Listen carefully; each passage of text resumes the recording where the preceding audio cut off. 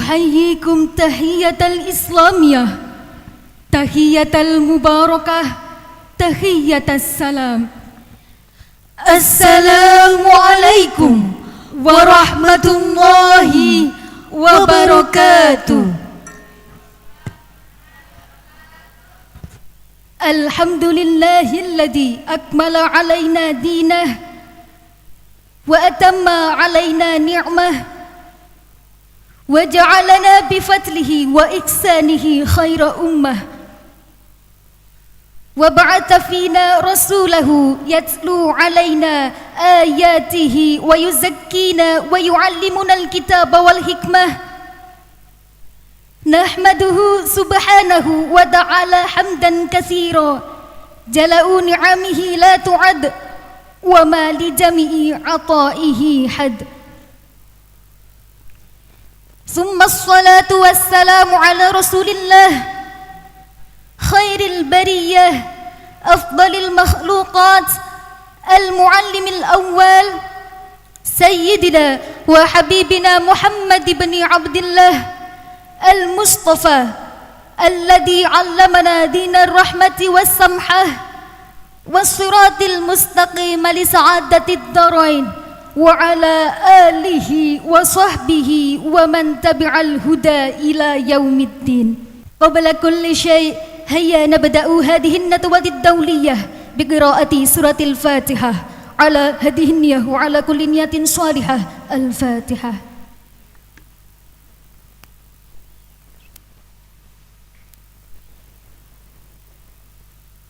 Amin amin ya rabbal alamin.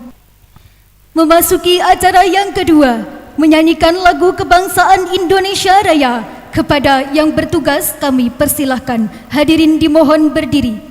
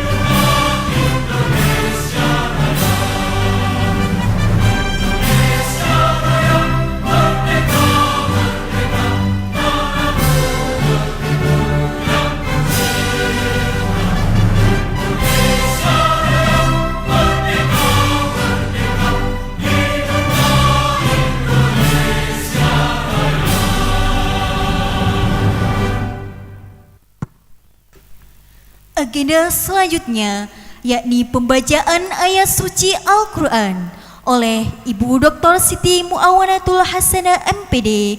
Kepadanya dipersilahkan. Assalamualaikum warahmatullahi wabarakatuh. A'udzu billahi minasy syaithanir rajim.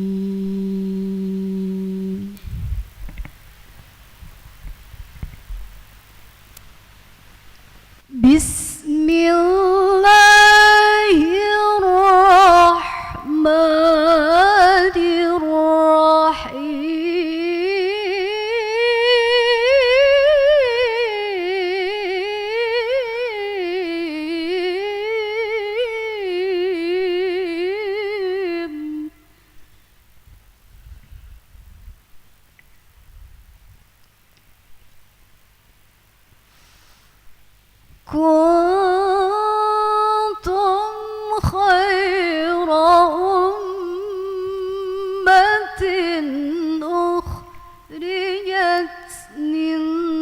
الناس تأمرون بالمعروف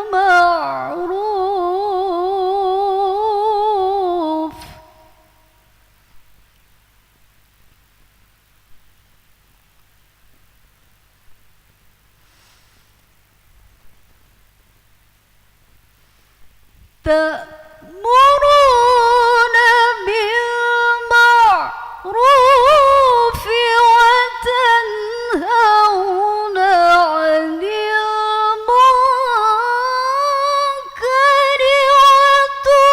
وتؤمنون بالله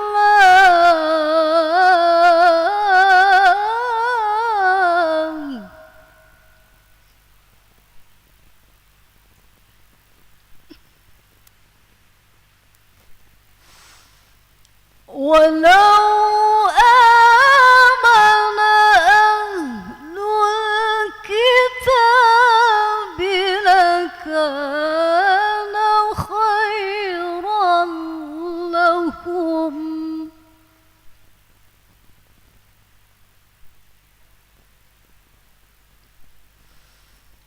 منهم المؤمنون وأكثرهم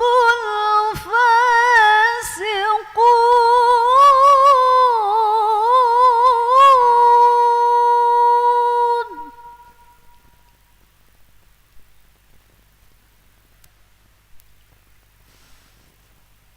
بسم الله الرحمن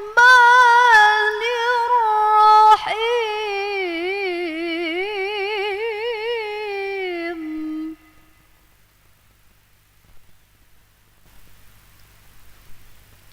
وإن تأذن ربكم لئن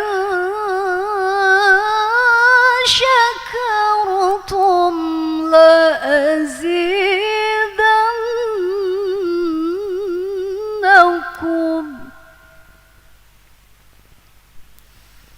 ولئن كفرتم إن عذابي لشديد صدق الله العظيم. Kita lanjutkan sholat busra seperti biasa. Monggo untuk keberkahan di ruangan ini. Allahumma salli wa sallim ala sayyidina Muhammadin sahibil bushra salatan tubashiruna biha wa ahlana وجميع مشايخنا ومعلمينا وطلبتنا وطالبتنا من يومنا هذا إلى يوم الآخرة. Assalamualaikum warahmatullahi wabarakatuh. Ladies and gentlemen, let's proceed to the next agenda. That is the opening remarks. The first opening remarks will be delivered by Chief Executive Mr. Muhammad Khoridatul Huda, SPD, MSc, PhD. Time is yours. Assalamualaikum warahmatullahi wabarakatuh. Alhamdulillahi rabbil alamin wa bihi nasta'inu ala umurid dunya waddin wassalatu wassalamu ala asrafil anbiya'i wal mursalin sayyidina wa maulana Muhammadin wa ala alihi wa sahbihi ajmain, amma ba'd. We thank you for your coming and joining our international seminar this year, and welcome to Unira Malang. The theme of today's international seminar, Local Wisdom Based on Sustainable Development, a foundation for religious modern in global peace and security, is definitely timely and relevant in addressing the challenge and opportunities of worldwide peace and security matters that are currently happening. As leaders, researchers, and learners, we share the responsibility to develop innovative solutions that transcends geographical and cultural boundaries. In today's interconnected world, universities are no longer the center of learning, but also the catalyst for change.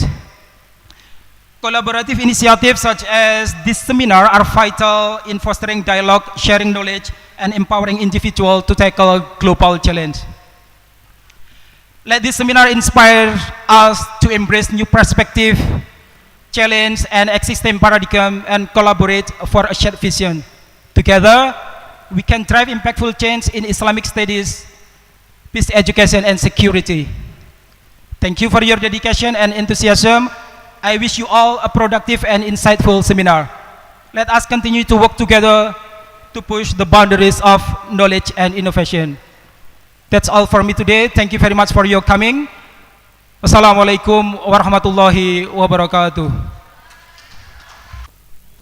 والكلمة الثانية سيلقيها عميد كلية العلوم الإسلامية بجامعة رادن رحمت الإسلامية مالang على سماحة دكتور سالم الماجستير فليتفضل مشكورا. Assalamualaikum warahmatullahi wabarakatuh. Alhamdulillahirabbil alamin wassalatu wassalamu ala asrofil anbiya'i wal mursalin sayyidina Muhammadin wa ala alihi wa sahbihi ajma'in, amma ba'd. Bismillahirrahmanirrahim. Kuliyatil Ulum Al-Islamiyah Jami'ah Raden Rahmat Islam Malang, Indonesia. As'aru bil fahdi at-tarhib bikum jami'an fi hadhihi an-nadwah ad-dawliyah. Al-mawdu' alladhi uthiru fi hadhihi an-nadwah huwa al-hikmah al-mahalliyah al-qa'imah ala tadbiyati al-mustadamah asatu lil-i'tidal ad-dini fi salam wal aman al-alamin. Wa taqada anna hadzal mawdu' wathiqus silah bitatawwuril ulum wat teknologiya wal fadaya al-alamiyah allati nuwajjihuha haliyan. Tu'addu hadhihi an-nadwah wa hadithan muhimman jiddan litabalil ma'rifah wa munsaqati wa tabadulil ifkar bainal muhadirin. Kal muassasil islamiyah ta'limil ali nahnu min kulliyatil ulumil islamiyah Jami'ah Raden Rahmat Malang alaina an nad'u tatwirul ulum wa teknologiya min khilalil insyatiyah al-akademiyah al-mukhtalifah mithlu hadha an-nadwatil dawliyah wa nahnu na'taqidu anna ta'awuna bainal mukhassasat wal buldan huwa miftahu limuwajahati tahdiyat al-alamiyah. Thumma nuridu an naqul jazul zukri lil jannati lil jannati allati alimat jahidah litandimi hadhihi nadwa wa kadzalika lil musyarikin alladzina khassasu waqtahum lil hudur wal musyarakah fi hadhihi nadwa. Ikfina hadzal kalam, nashkurukum alal ihtimam wa sanufikum hadzal i'tifaf. Wallahul muwaffiq ila aqwamit thoriq. Wassalamualaikum warahmatullahi wabarakatuh.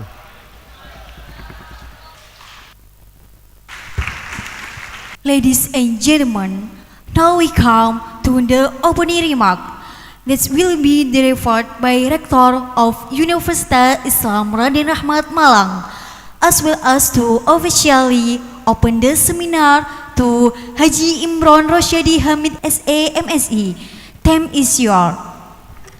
Sambutan yang ketiga akan disampaikan oleh Rektor Universitas Islam Raden Rahmat Malang, sekaligus yang akan membuka acara International Seminar on Islamic Education and Peace. Kepada yang terhormat Bapak Imron Rosyadi Hamid SA MSI, kami persilahkan. Assalamualaikum warahmatullahi wabarakatuh. Bismillah, alhamdulillahil qail. Kuntum khaira ummatin ukhrijat lin-nasi ta'muruna bil ma'ruf wa tanhauna 'anil munkar wa tu'minuna billah. Al-ayah. Asyhadu an la ilaha illallah wahdahu la syarika lah wa asyhadu anna Muhammadan 'abduhu wa rasuluh la nabiyya ba'dah. Allahumma salli wa sallim wa karrim wa barik ala sayyidina Muhammad wa ala alihi wa sahbihi ajma'in. Amma ba'd. Honorable Chairman of Raden Rahmat Malang Islamic College Foundation, Dr. Muhammad Hanif, MPD, and also present here Secretary Pak Mahmud Ghazali and Supervisor Pak Bambang, Honorable Dean of Faculty of Islamic Studies, Universitas Islam Raden Rahmat Malang, Mr. Dr.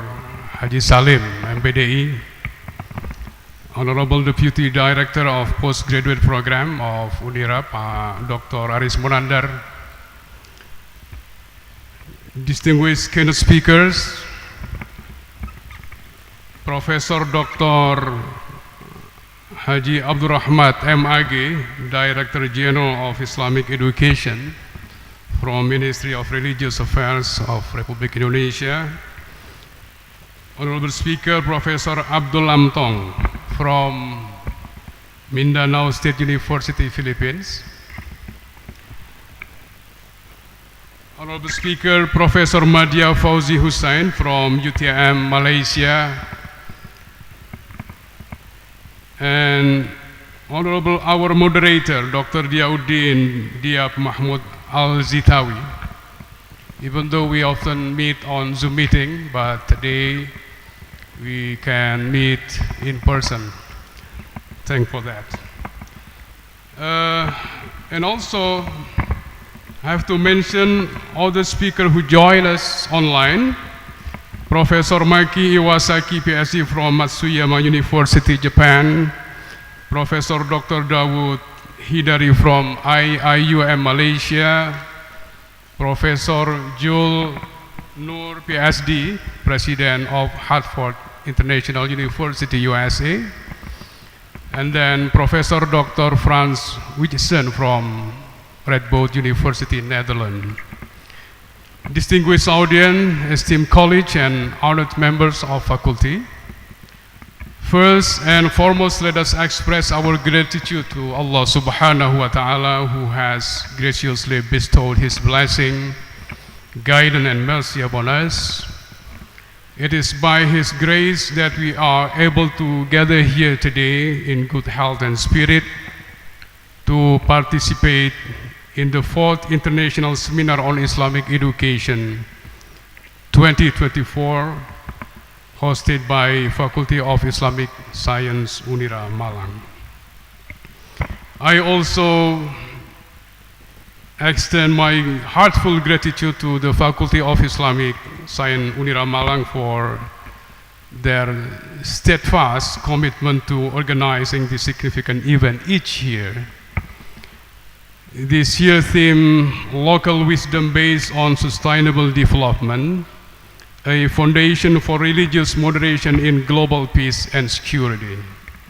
Selamat datang di Universitas Islam Raden Rahmat Malang. Universitas Islam Raden Rahmat Malang was established with the vision of cultivating a generation embodying the concept of Khaira Ummah, or the best community. This vision is operationalized through three foundation pillars. First, peace education. This pillar emphasizes spirituality, humanity, and local wisdom, aiming to foster a peaceful and harmonious society. The second one, social enterprise, which focusing on entrepreneurship, financial inclusion, and community development. This pillar seeks to empower individuals and communities economically and socially. And the third one, green technology, which dedicated to environmental sustainability. This pillar promotes the adoption of eco-friendly technologies and practices to ensure a sustainable future. Dear audience, I sincerely hope that this international seminar serves as a valuable platform for knowledge transfer, particularly for Indonesian academics, and as preparation to navigate future challenges. Moreover, we believe this seminar will enrich the scientific insights of lecturer and student, especially those from Unira Malang, as well as the wider community, by deepening their understanding of local wisdom and religious moderation as instrument for developing global peace. I hereby declare the fourth International Seminar on Islamic Education 2024 with the theme Local Wisdom Based on Sustainable Development, a Foundation for Religious Moderation in Global Peace and Security, officially opened. Wallahul muwafiq ila aqwamit thoriq. Assalamualaikum warahmatullahi wabarakatuh. Prosesi penandatanganan MOU antara Unira Malang dengan Mindanao State University at General Santos City, Philippines. Kepada yang terhormat Rektor Unira Malang, Bapak Haji Imron Rosyadi Hamid SE MSI, dan Profesor Abdul Lantong, dengan didampingi oleh Kabiro Riset Publikasi, Humas dan Kerjasama, Bapak Muhammad Khoridatul Huda, SPD MSI PhD, untuk menuju tempat yang sudah disediakan.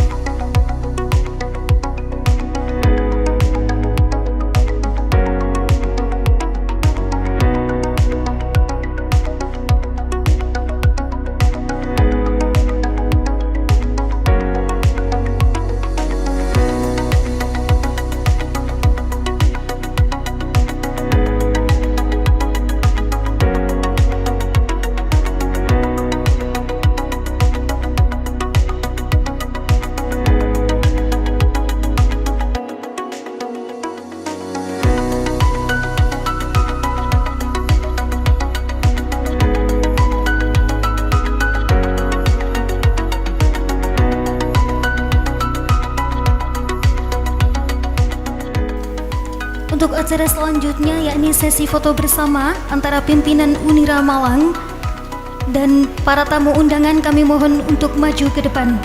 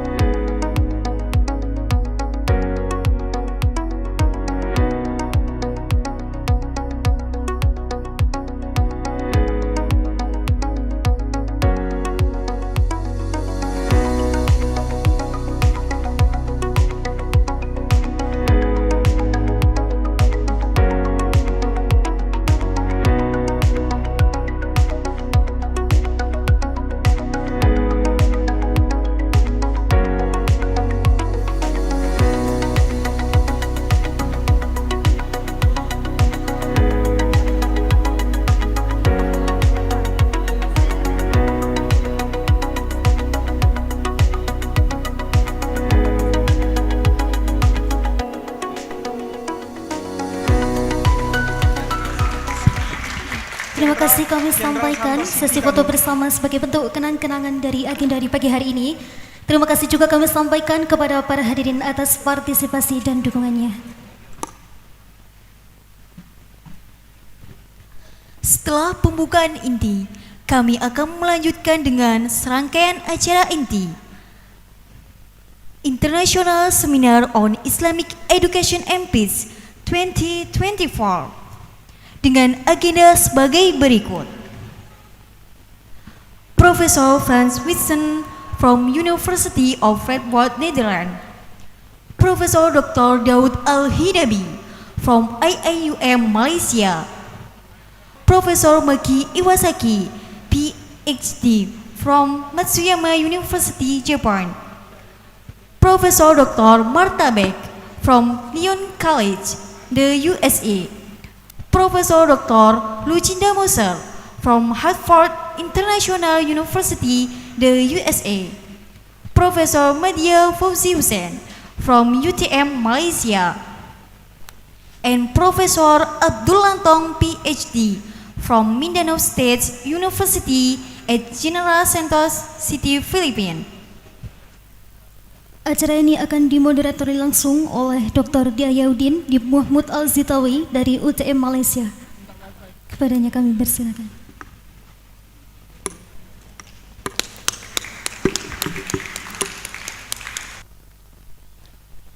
Assalamualaikum warahmatullahi wabarakatuh. Kaifa halukum?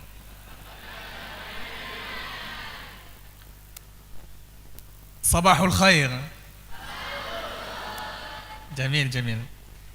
This we call it ice breaking. Okay. Bismillah. Salatu wassalamu ala Sayyidina Muhammadin wa ala alihi wa sahbihi wa sallam. Bismillahil wahidil ahad. Al-fard as-samad. Al-nasiri li atba'ihi. Al-hazimi li a'da'ihi. ومن والاهم وشد على أيديهم وحازبهم اللهم يسر لي أمري واشرح لي صدري واحلل عقدة من لساني يفقه قولي بسم الله وكفى والصلاة والسلام على النبي المصطفى. Ladies and gentlemen, distinguished guests, esteemed scholars, and respected participants, Assalamu alaikum warahmatullahi wabarakatuh. Good morning and welcome to the 4th International Seminar on Islamic Education and Peace, IC 2024. It is a profound honor and privilege to serve you as a moderator for today's seminar, which centers on the compelling them sustainable development based on local wisdom, the foundation for religious moderation in global peace and security. This then resonates deeply in our interconnected world, where challenge to peace, security, and coexistence demand innovative approaches rooted in shared values, ethical responsibility, and local insights. It underscores the importance of blending time-honored wisdom with the contemporary strategies to foster moderation, understanding, and sustainable development in both local and global scales. Today's seminar brings together a diverse assembly of scholars, educators, policy makers, and thought leaders. Together, we will explore interdisciplinary perspectives, share groundbreaking research, and engage in meaningful dialogues to advance our collective commitment to global harmony and sustainable progress. I would like to extend my heartfelt gratitude to all organizers, speakers, and participants for their dedication and contribution to making this event a success. Your presence here underscores the importance of collaborative efforts in addressing the pressing issues of our time. As we embark on this intellectual journey, let us remain inspired by a spirit of inquiry, collaboration, and pursuit of knowledge. I encourage everyone to actively participate, exchange ideas, and contribute to enriching our discussion today. Once again, welcome to this significant gathering. May it be fruitful and insightful and impactful. Allow me to invite our present speakers today, Professor Madya Dr. Fauzi from UTM, please come to stage, and Professor Abdul Lantong from Mindanao University, please come to stage. Thank you very much. This is from online, number one. Okay. The new one. And I welcome Professor Dr. Mas Vic, Lyon College, Arkansas, USA, and our keynote speech, Professor Frans Wegesen, University of Fredbound, Netherlands. You are most welcome. Yes. Ladies and gentlemen, distinguished participants and honored guests, it is my privilege to introduce the esteemed speakers and contributors to the 4th International Seminar on Islamic Education and Peace, ICEP 2024. Each of these distinguished individuals has made significant contribution to the field of education, religious studies, and peace building. Allow me to present them.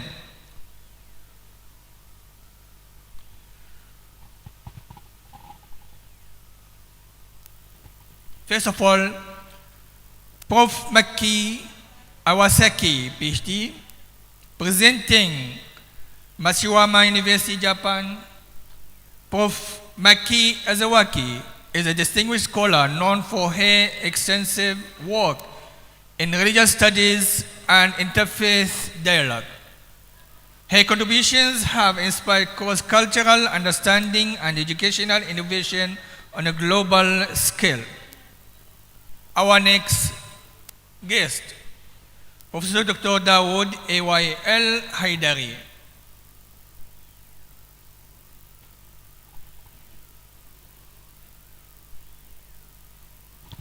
From International Islamic University, Malaysia, IUM, Professor Dr. Dawood brings a world experience or experts in Islam education and thought his scholarship has significantly advanced the understanding of religious moderation and education strategies in multicultural contexts.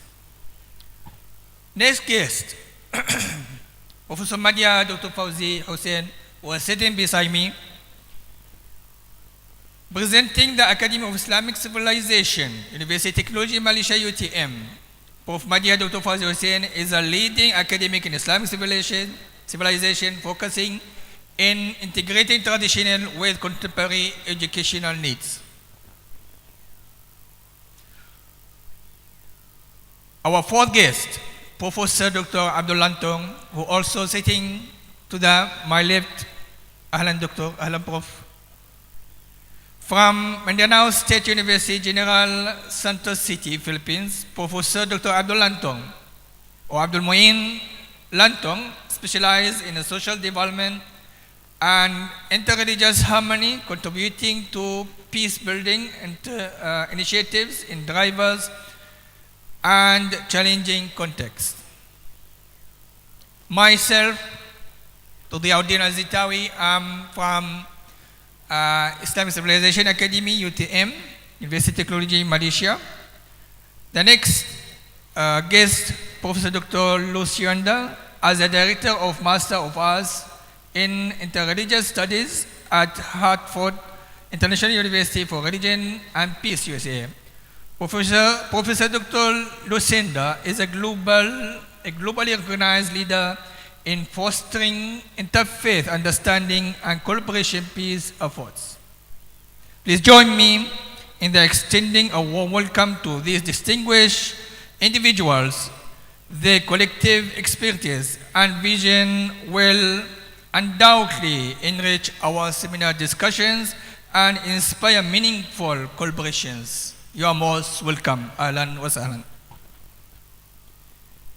Ladies and gentlemen, dear participants, allow me to invite our first keynote speakers, Prof. Mata Beg, Lion College, Arkansas, USA.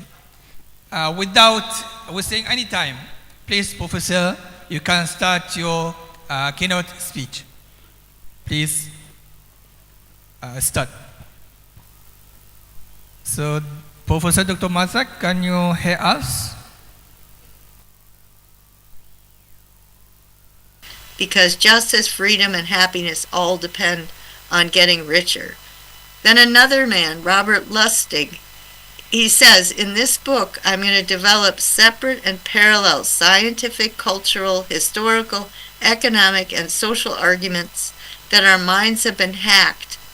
This hack, the systematic confusion and conflation of the concepts and definitions of pleasure and happiness, has been inserted into our limbic system, the emotional part of our brains, precipitating a slow motion crash, 25 to 50% of individuals exacting a severely detrimental impact on our whole society. It wasn't accidental, it was designed and engineered with a profit motive. It continues to be executed by private interests with government support. Capra points out most of what scientists do is not life-furthering and life-preserving, but life-destroying. Physicists are designing weapon systems of mass destruction, chemists are contaminating the global environment, biologists are releasing new and unknown types of microorganisms without knowing the consequence. Psychologists and other scientists are torturing animals in the name of scientific progress. So it's urgent to introduce eco-ethic standards into science. There's another book out, The Anxious Generation, about how social media has led to teenagers' mental illness. And that's, I didn't have time and I don't have time, but by most measures, because of social media, by most measures, all people's attention spans, not just children, are about half of what they were 10 to 15 years ago. This chain of changes affects the allocation of time to critical analysis and empathy, which influences what we read, what is published, why we read at all. The more information we have, the more likely many of us are to turn to unchallenging, less dense, less syntactically complex information. This is the stuff of a threat to any democracy. So, what is happening? The effect of the corruption of culture on the corruption of political life. So, the book Democracies Divided, The Global Challenge of Political Polarization, are essays by members of the Brookings Institute. At the end of the 20th century, many political observers assumed the coming decades would be a time of democratic triumph. Instead, democratic stagnation and setbacks, that's due to the corruption of globalization, have marked the first 2 decades of this century to such an extent that today talk of a global democratic crisis is widespread. Political polarization in harsh divides between opposing political camps is a critical part of this troubling picture. And so in this book, he had 7 examples of polarization. The U.S. was one of them, and Indonesia was another one. Then the corruption of the intellectual class. We have the wrong idea of the place of the intellectual in society. First of all, the physicists and the scientists are creating these awful products, but what about the humanities and the social sciences? So the president of the MacArthur Foundation says something is seriously wrong in the relationship between universities and the policy community in the field of international relations. There's been a theoretical turn in the social science and humanities that cut off academic discourse from the way ordinary people and working professionals speak and think, the validity and elegance of the models has become the focus, rather than whether those models can be used to understand real-world situations. Policymakers are faced with a lot of complexity and uncertainty. They think practically. Scholars could help them by providing access to information on whether their policies are working, but they don't do that. And although this is a terrible problem in developed nations, it is even worse to think that the best and brightest students from developing nations get conditioned into this same kind of detached thinking, separating them from their responsibility to lead their nations forward. This is just another kind of colonialization, the colonialization of the mind, convincing the potential leaders in developing nations to fit the mold of developed nations and ignore their nations, or, in the case of economics, to destroy their own nations, if they adopted that really wicked economic tool to run an economy. The United States is now producing an unprecedented number of bachelor's degrees, college educated, who know little or nothing about humanistic thought. Consider this. Also, the humanities majors can't get jobs. Anyway, is it possible to have a society full of young people who are creative, energetic, entrepreneurial, technologically informed, and completely comfortable with mass slaughter? Yes, I'm in the German department. The Germans were really smart in tech, and that's why they were able to kill so many millions of human beings. Glenn Hedges, in his book, says the discipline of psychology has been lending its services to the military and government, as well as propaganda industries such as advertising, public relations, and human management. So again, there's the corruption of the intellectual class. The elite universities disdain honest intellectual inquiry. They organize learning around minutely specialized disciplines with a highly specialized vocabulary, which destroys the search for the common good. It allows students and faculty to retreat to these self-imposed fiefdoms, to these silos, and they ignore the society around them. One of the signs of a dying civilization is that its language breaks down into exclusive dialects which prevent communication. All right, the role of responsible literate elites is to aid communication between people. So my own work on religious pluralism and Aristotelian humanism, which I call spiritual. So in my classes for decades, I've linked Aristotle's model to the life stories of Muhammad, Jesus, Buddha, Gandhi, Socrates, Confucius, and others.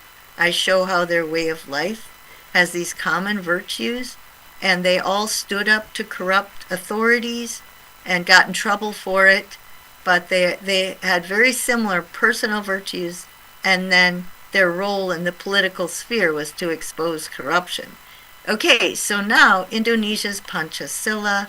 In 2012, I got a Fulbright to teach Western thought at an Islamic State University in Bandung. That's when I read Pancasila.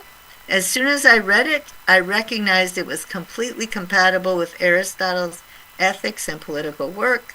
Since then, I've been working with colleagues in Islamic State universities, explaining how I see the connection between Pancasila, systems thinking, the United Nations capabilities model, and more recently, sustainable development model, and many aspects of Greek civilization, to explain how to educate citizens to think like citizens so they can preserve their free societies. Pancasila has these 5 principles. Of course, everyone in the audience probably knows that. Religious pluralism, humanitarianism, unity and diversity, the insights of wisdom. What you need to know is this is very Aristotelian. Practical wisdom, prudence, is making good judgments one at a time. And then the social contract, the government owes citizens basic needs, and the citizens are expected to use their skills for the benefit of fellow citizens, which is, this is my last point, Indonesia has community engagement projects, so they require college teachers to have part of their career linked to community engagement project, which I think the West, America and Europe should have. It would be a different society if we had it. One of my colleagues, Jarut Rayundi, is the coordinator of these projects at Islamic State universities. His model is asset-based community development, which means you start out with the assets in the community and you ask the community members what they want to develop. And then you can facilitate it, but you don't control it. They need to do the work themselves, and then it will last after the academics leave. And this is very consistent with the tradition of village uplift, gotong royong. And so Indonesian culture, I think Indonesian culture has a very good foundation for moving into a sustainable future. And I always tell my Indonesian colleagues that they should take pride in their Pancasila. They should, know how it gets corrupted, but every theory gets corrupted, and they just have a lot to offer, and they should become more visible in the international intellectual community. And thank you again for allowing me to present. And keynote speakers, Prof. Dr. Mata Big, and we hope to meet you in person so we can discuss more and further about the American implementation for the local wisdom and how it's work and become practical according to the American culture. Thank you very much, Prof. Dr. Matabe from Malang College, Arkansas, USA. Ladies and gentlemen, allow me to invite our following keynote speaker, Professor Frans Wijsen from University of Radboud from Netherlands. Please, you can start your keynote speech. Selamat pagi, good morning, Assalamualaikum. I try to share my PowerPoint, but for one or another reason, yeah, there it is. Ladies and gentlemen, dear participants, it is a pleasure to participate in this fourth International Seminar on Islamic Education and Peace 2024. I will look at local wisdom as an instrument to serve local problems, and I will end by giving a reflection on the interconnectedness of local and global trends, and I will try to do so in 15 minutes. First of all, indigenous beliefs and world religions.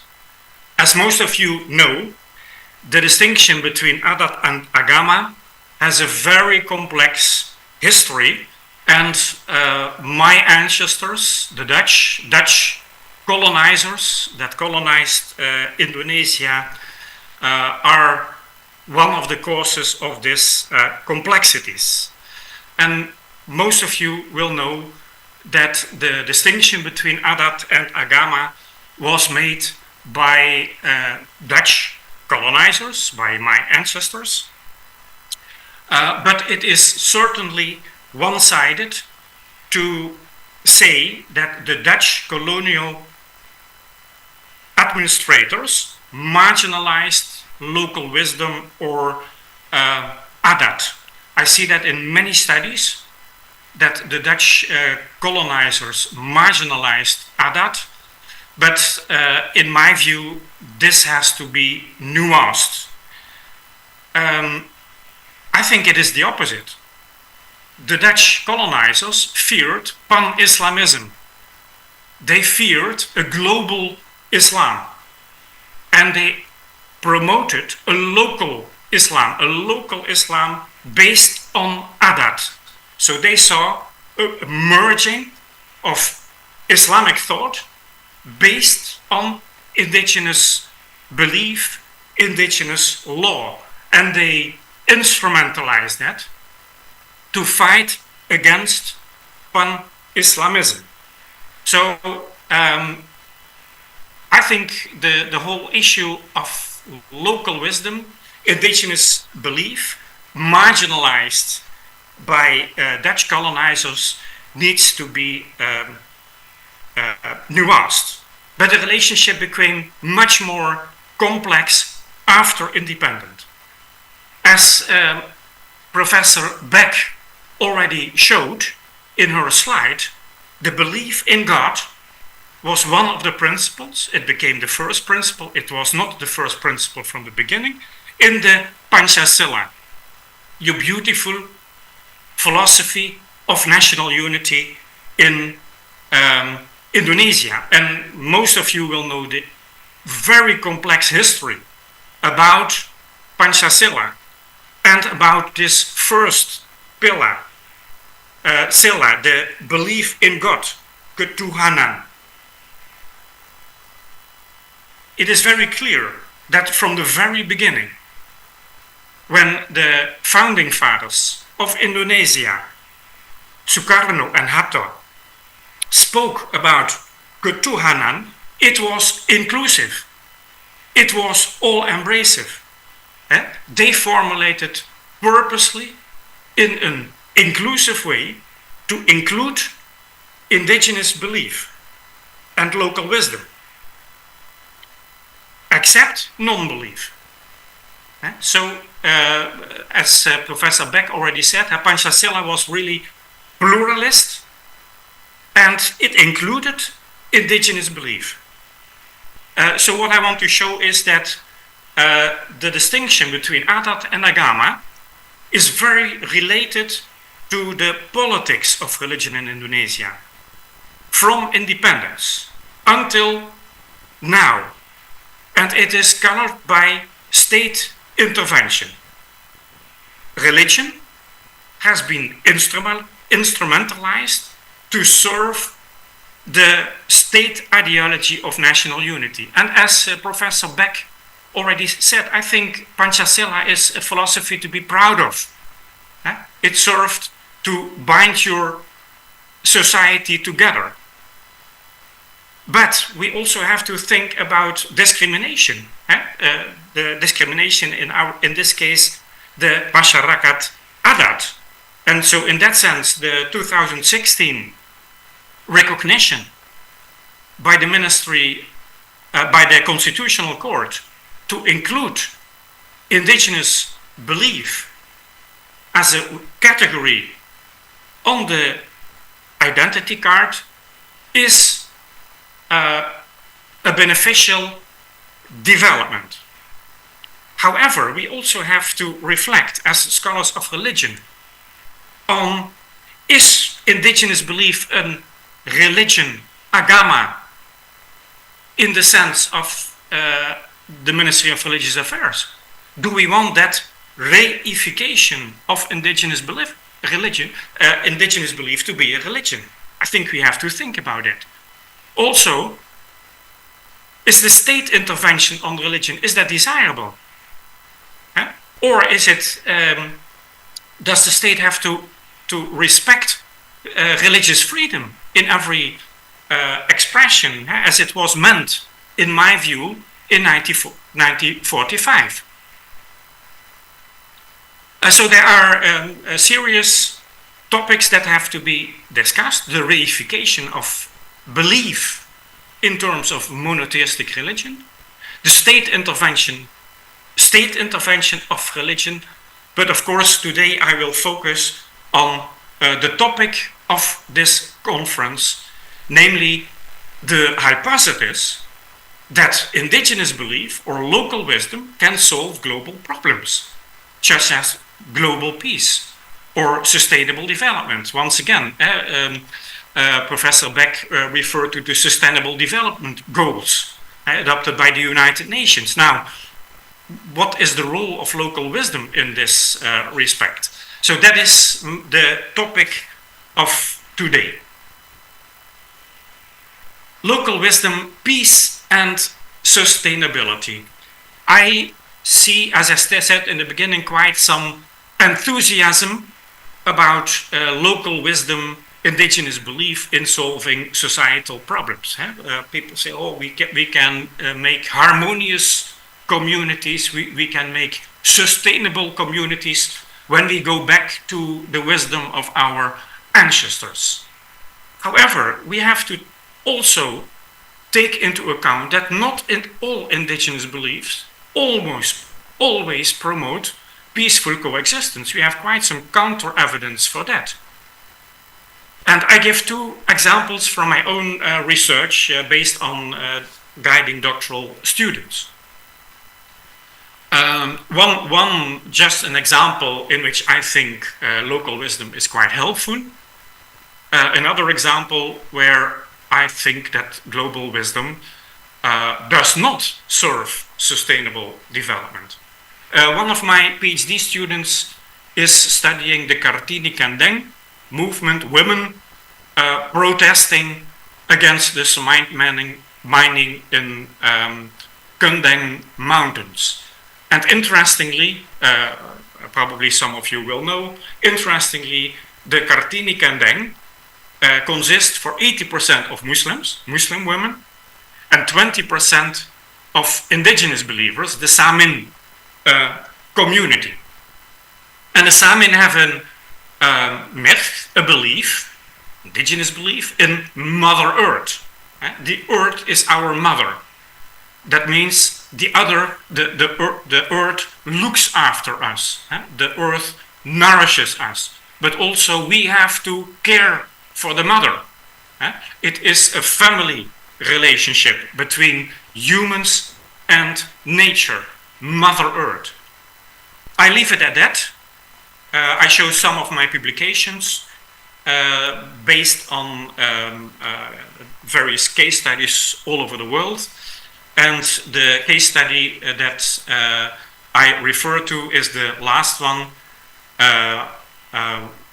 Haryani Saptaningtias. This is our belief around here on purification in Islamic thought and the pollution of Citarum River. And if you are more interested in this issue, I can refer you to this publication. It is open access, so you can all have access to this.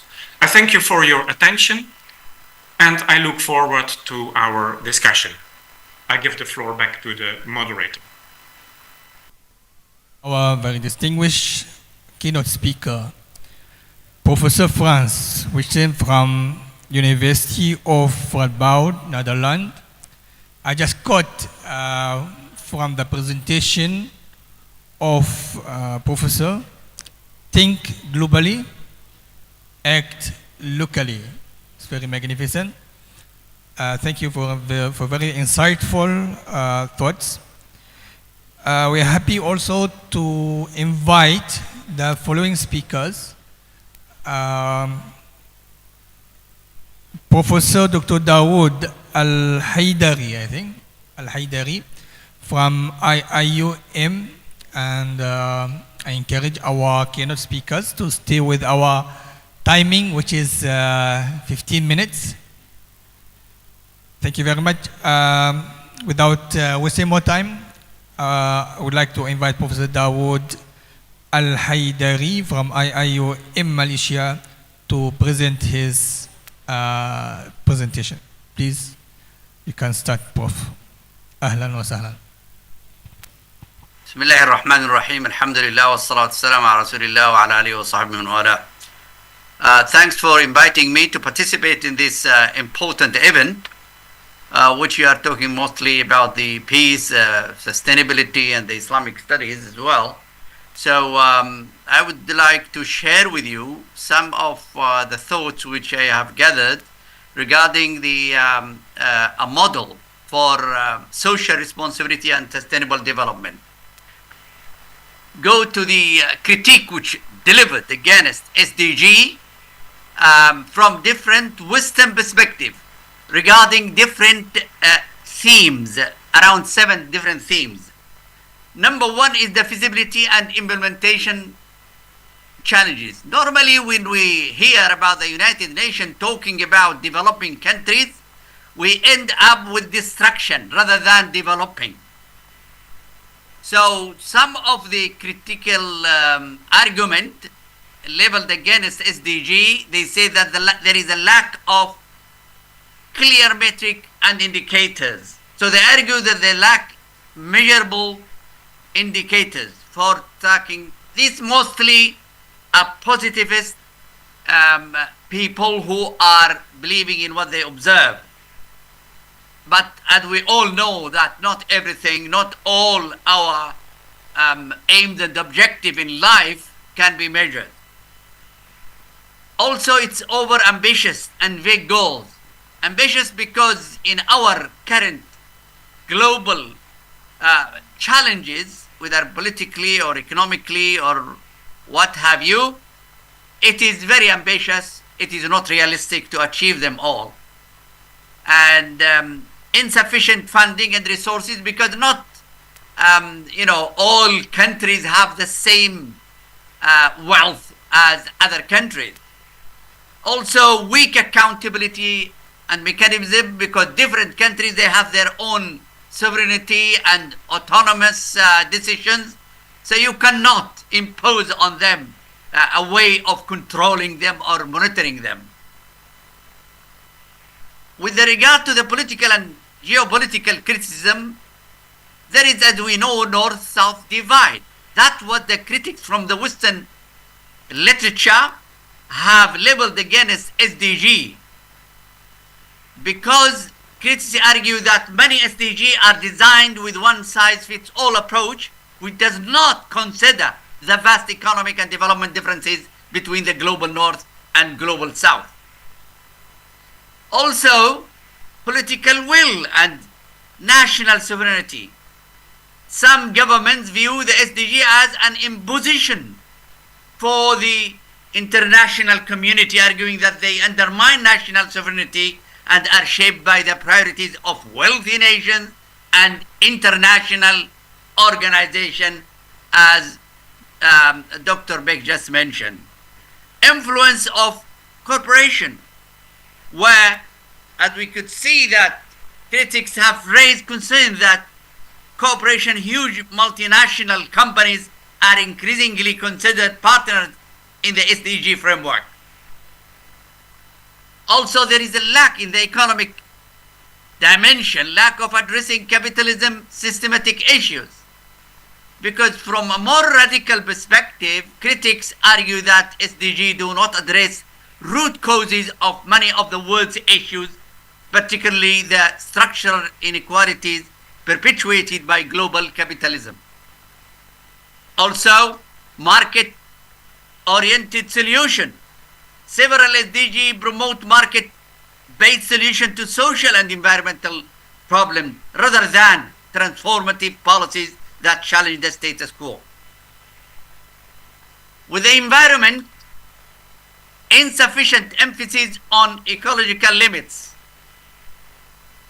Environmental advocates argue that while SDGs such as Goal 13 and 15 are essential, they are not enough to address the scale of environmental degradation. Human rights. Inadequate focus on inequality, as we know this divide between global South and North. Over-reliance on voluntary corporate responsibility also. They consider this social responsibility as a voluntary things, rather than they are causing the trouble and they leave the other country to suffer. The cultural and ethical dimension, Western-centric framework, SDG. Some critics argue that the SDG reflect a Western-centric worldview and may not fully respect local cultural practices and knowledge system. Also, some would argue for cultural imperialism.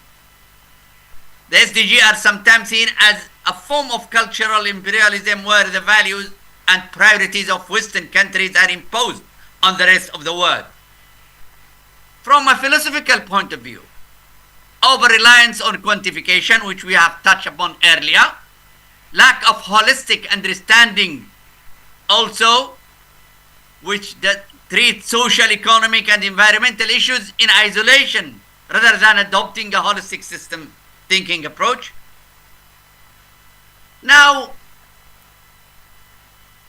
this is from the Western perspective, this criticism. But let me talk about the Islamic perspective.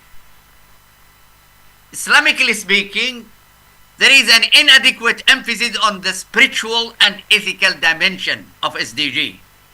Materialism and secularism, which is one of the primary critiques from an Islamic perspective, is that the SDG focus primarily on material and secular development without sufficient attention to human life, spiritual and ethical.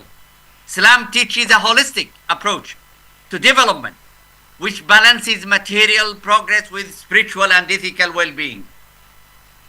Second, environmental stewardship and ecological balance, shifting the focus from holistic stewardship to market-driven. SDG focus on the market. This is the advocation of capitalism. In Islam, humans are considered caretakers of the earth, which is a kind of trust from God. And there is a divine responsibility to protect nature and use resources wisely and sustainably. Justice, equity, and redistribution. Islamic critics often argue that the SDG do not adequately address the systematic economic and social injustices that contribute to global inequalities, especially the concentration of wealth and the exploitative nature of global capitalism. 1% of the American population own 50% of the wealth. That's just an indication. Islam greatly emphasizes social justice and economic fairness. With regard to materialistic notion of development, from an Islamic perspective, there is concern that these goals reflect a materialistic understanding of development. While Islam recognizes the importance of economic development, it stresses also that true prosperity is not measured solely by material wealth or economic output. Instead, prosperity in Islam includes a balanced life that integrates economic, spiritual, social, and ethical well-being. Gender equality and family values, as we now hear every day. While Islam advocates for gender equity and fair treatment of women, but the conceptualization and implementation of equality in Islam is different from the Western view, or at least from the SDG approach. Muslim scholars express that the SDG approach to gender equality is not in line with Islamic teaching on family matters, values, and ethics, and the role of women in society. In Islam, men and women have complementary roles, strongly emphasizing family as the cornerstone of society.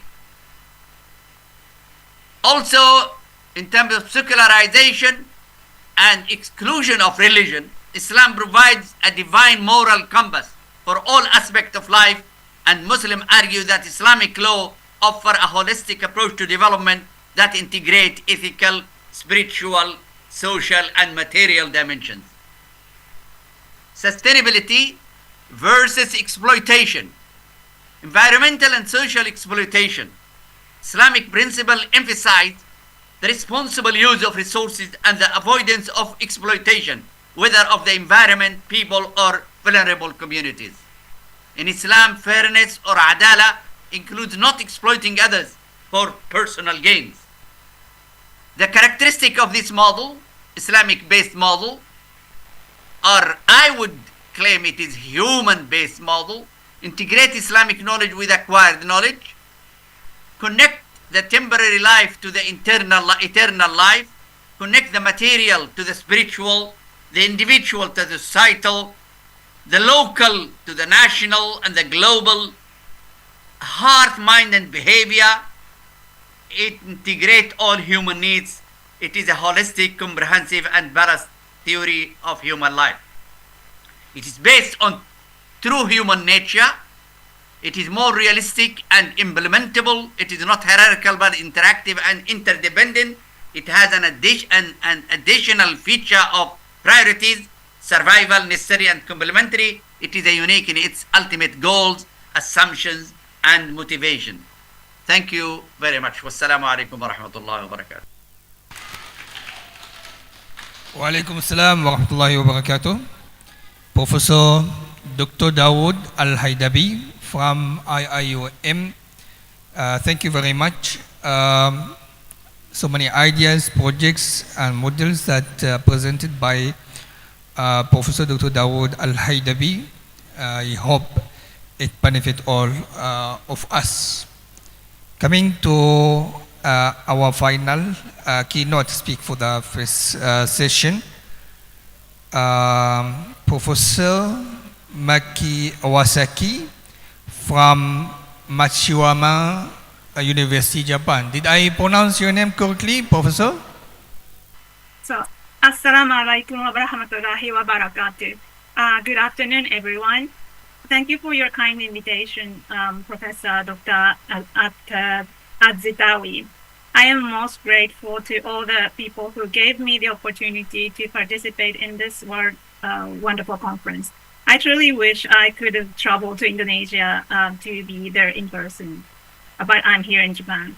So I am a scholar of comparative religion, focusing on the religious coexistence in the Middle East, especially Muslims and Coptic Orthodox Christians in Egypt. But today I am focusing on I would like to discuss the challenges and changes concerning religious freedom and the separation of church and state in Japanese national universities, particularly focusing on prayer spaces for Muslim students. Introduction. The purpose of my research today is to explore how Japanese national universities, secular institutions by design, are addressing the growing religious needs of Muslim students, especially with regard to the provision of prayer spaces. Methodology.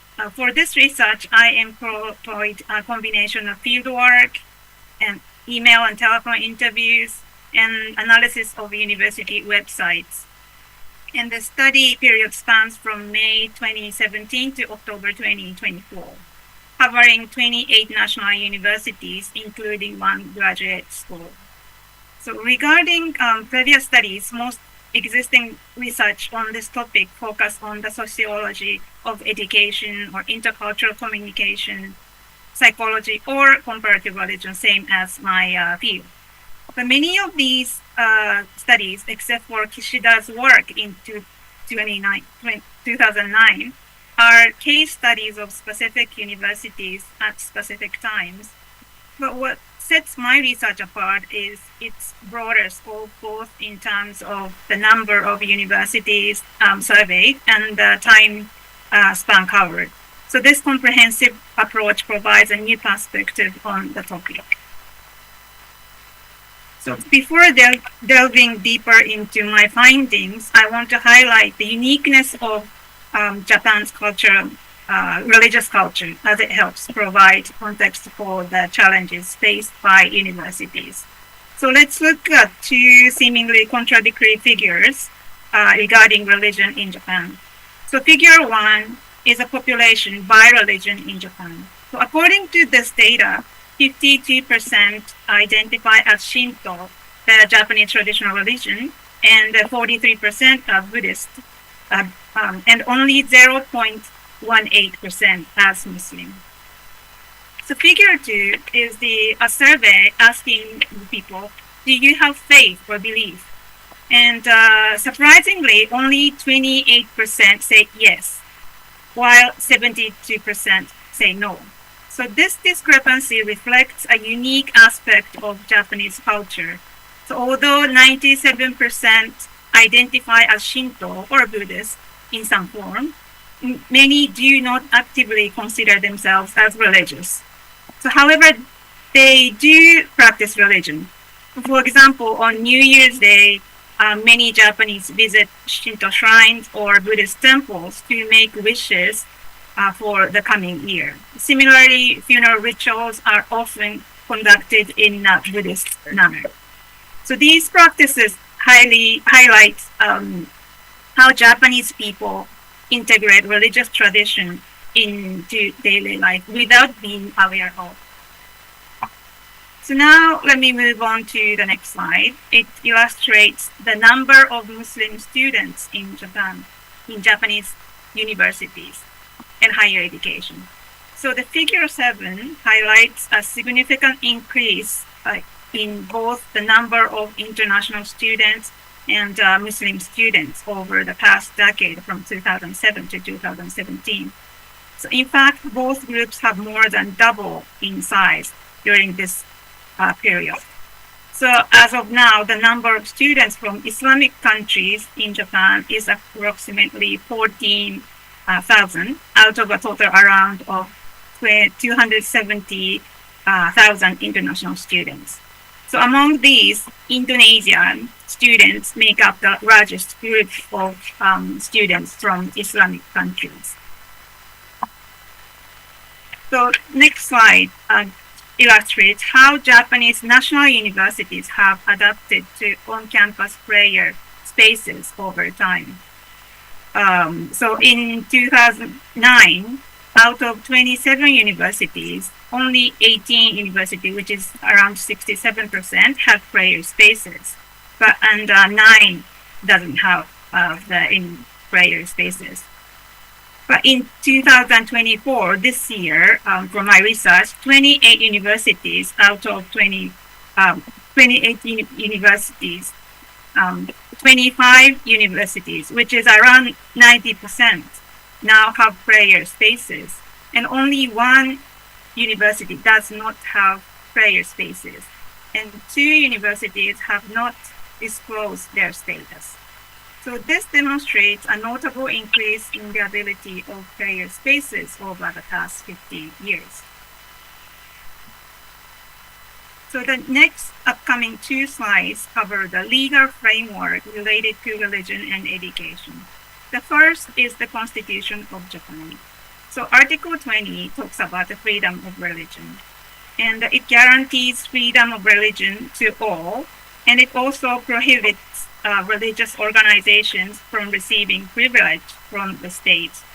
And also it requires the state and its institutions, including national universities, to refrain from any certain religious activities. And the second law is a Basic Act on Education.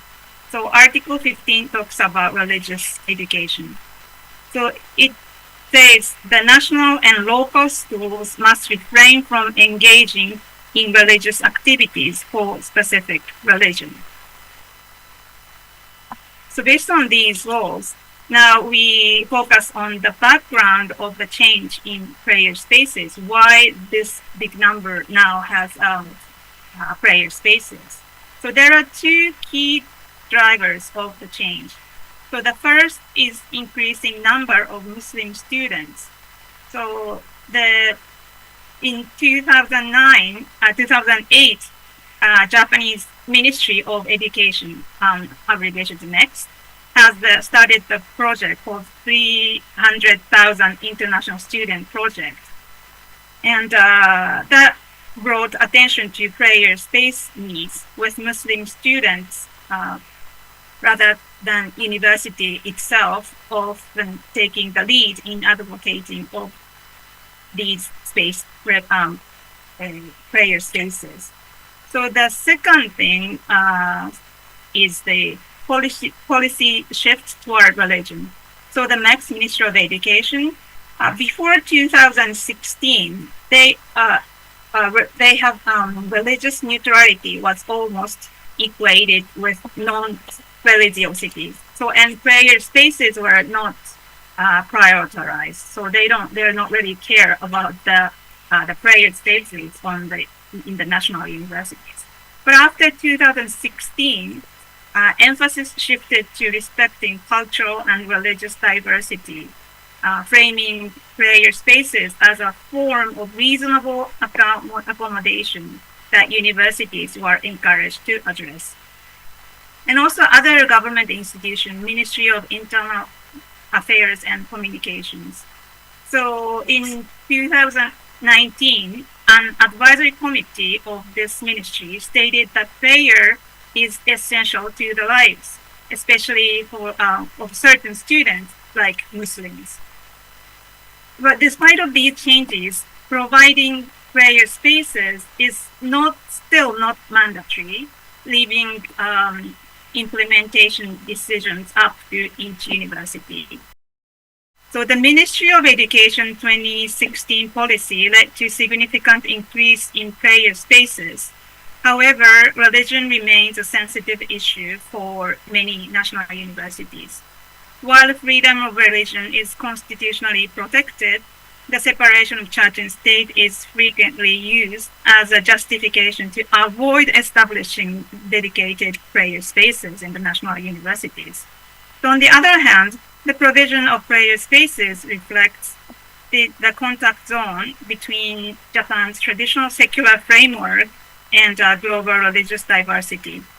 And it is also an arena for intercultural understanding, and it symbolizes the university's understanding of religion and openness to diversity.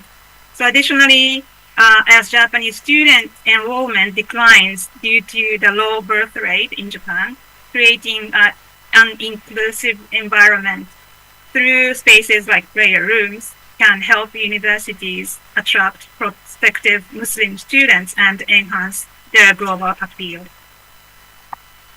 So that's all from me, and thank you very much for your attention. Shukran jazilan. Assalamu alaikum. Waalaikumsalam warahmatullahi wabarakatuh. Also,